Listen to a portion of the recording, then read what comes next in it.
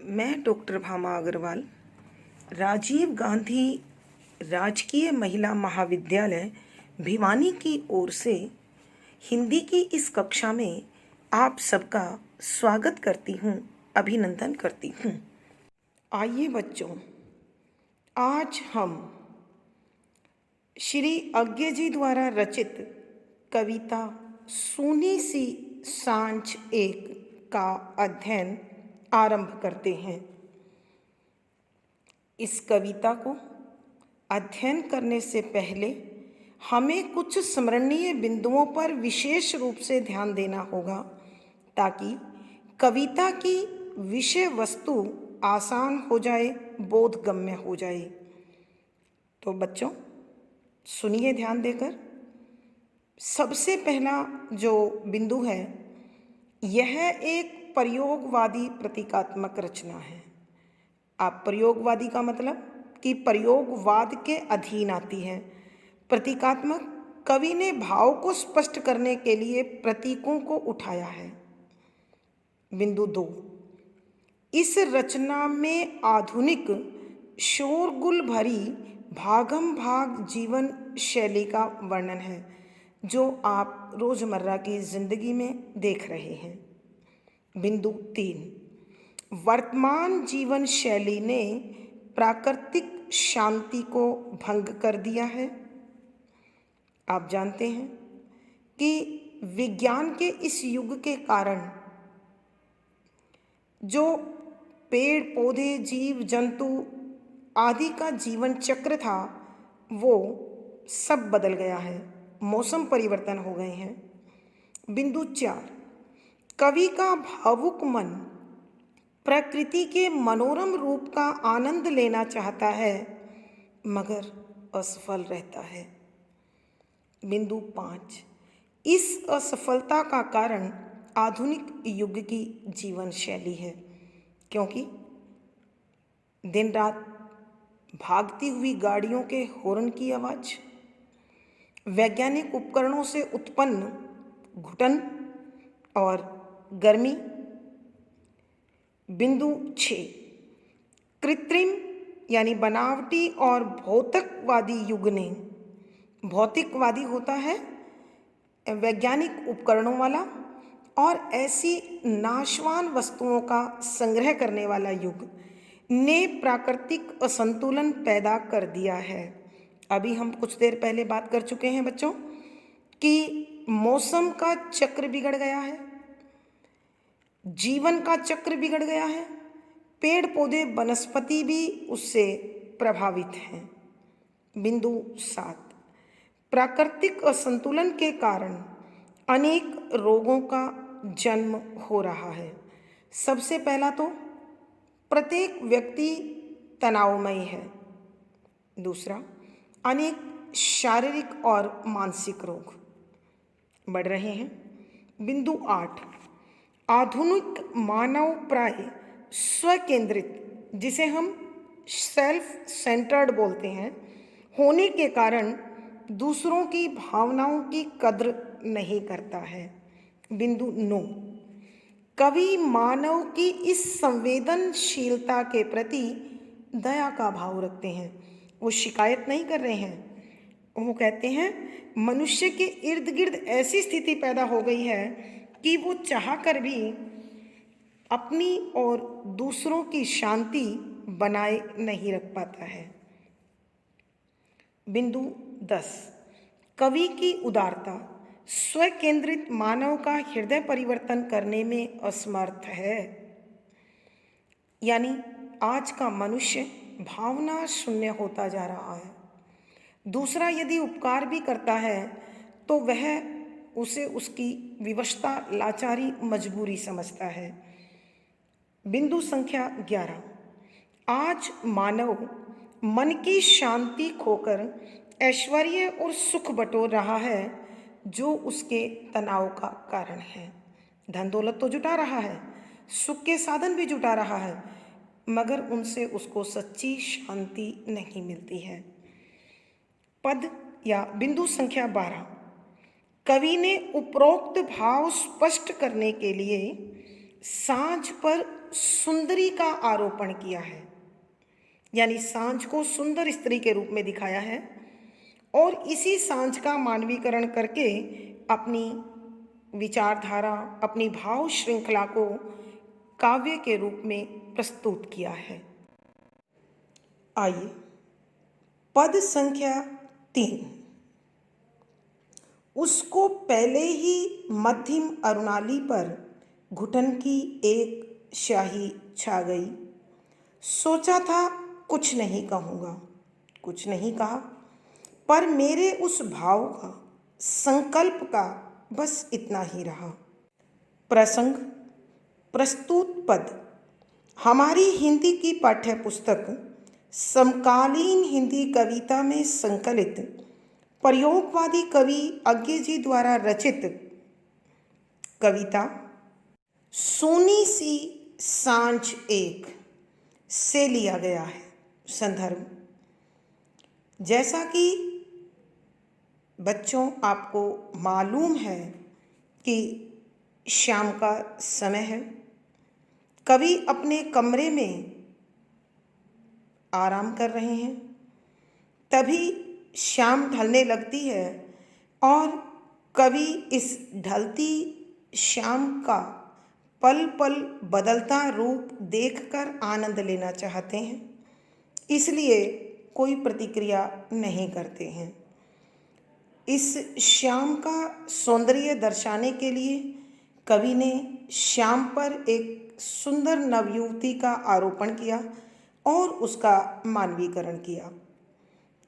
कवि उसके होले होले चलते पदचाप सुनना चाहते हैं, उनके कदमों की लालिमा को देखना चाहते हैं, उसकी प्रत्येक सांस के उतार चढ़ाव को महसूस करना चाहते हैं, परंतु नहीं कर पाते हैं, क्योंकि जैसे ही शाम ढलने लगी, घरों में बत्तियां जल गई।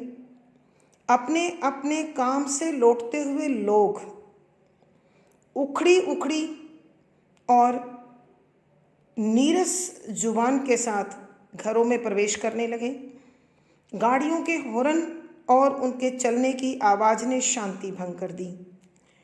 तो अब आगे कवि क्या कहते हैं, सुनिए। उसको पहले ही मध्यम अरुणाली पर, सबसे पहले बच्चों शब्दों के अर्थ। उसको शाम को, पहले ही जो आरंभ से आ रही थी, मध्यम बहुत धीरे धीरे चलने वाली, अरुणाली, अरुण माने होता है लाल और अरुणाली लालिमा, पर ऊपर घुटन उदासी, बेबसी, लाचारी, की एक एक स्याही कालिमा छा गई, फैल गई। और कवि कहते हैं कि जो शाम धीरे धीरे अपनी लालिमा लिए हुए मेरे कमरे में प्रवेश कर रही थी, देखते ही देखते बत्तियों की चकाचौंध ने उसकी लाली को छीन लिया और उस पर जो उदासी छाई, उसके कारण वो लालिमा कालेपन में, कालिमा में बदलने लगी। सोचा था कुछ नहीं कहूँगा, कि कवि कह रहे हैं मैंने आरंभ में ही यह सोच लिया था, यह कर लिया था कि मैं किसी को किसी प्रकार से कुछ भी नहीं कहूँगा, न सांझ को न परिवार के लोगों को। कुछ नहीं कहा, आखिर मैंने कहा भी नहीं। क्या नहीं कहा कि बत्ती जलाने वालों को बत्ती जलाने से मना नहीं किया, घर में प्रवेश करने वालों को शांत रहने के लिए नहीं कहा, और शाम को धीरे धीरे ढलने की बजाय रुकने के लिए नहीं कहा, पर मेरे उस भाव का, कि मेरे मन में जो भावना थी, संकल्प जो मैंने निश्चय किया था, वो इतना ही रहा कि मैंने किसी से किसी प्रकार का कोई अनुरोध, कोई आग्रह, कोई शिकायत नहीं की, और मैं शांत भाव के साथ इस बदलते स्वरूप को देखता रह गया। और शाम के वातावरण के साथ साथ मेरे मन के भाव पर भी काली माँ ने अपनी चादर ओढ़ा दी। कवि के कहने का भाव यह है कि इस प्रकृति के सौंदर्य को अनुभव करने की किसी के पास तो दृष्टि नहीं है, और जिनके पास दृष्टि है वो इस भौतिकवादी युग के सामने इस प्रकार घुटने टेक चुका है कि वो चाहकर भी अपने आनंद को प्राप्त नहीं कर सकता है। विशेष शाम के वातावरण का अत्यंत मनोरम वर्णन किया है और साथ ही उस पर भारी पड़ता भौतिकवाद दिखाने की कोशिश की है। सरल सहज परवाहमयी खड़ी बोली है, लक्षणा शब्द शक्ति है, शांत रस है, प्रसाद गुण है, तुकांत तो है नहीं, यहाँ आप देख रहे हैं, और हर पंक्ति में शब्दों की और मात्राओं की संख्या अलग अलग है, अतः मुक्तक छंद है। कविता को एक विशेष अंदाज में गाया जाता है तो ये शैली है। यहाँ वर्णात्मक है। अब देखिए बेटो, उसको पहले ही मध्यम अरुणाली पर मानवीकरण अलंकार है, अनुप्रास अलंकार है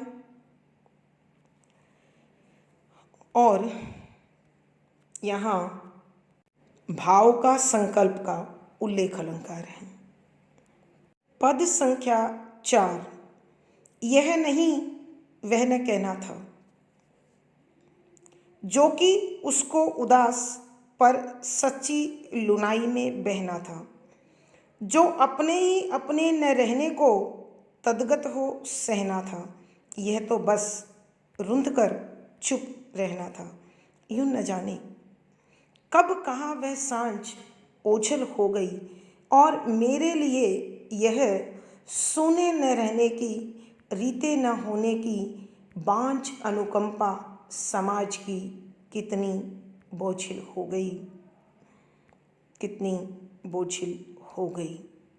प्रसंग पूर्ववत संदर्भ, यहाँ कवि उसी भौतिकवादी और महानगरीय संस्कृति का उल्लेख कर रहे हैं।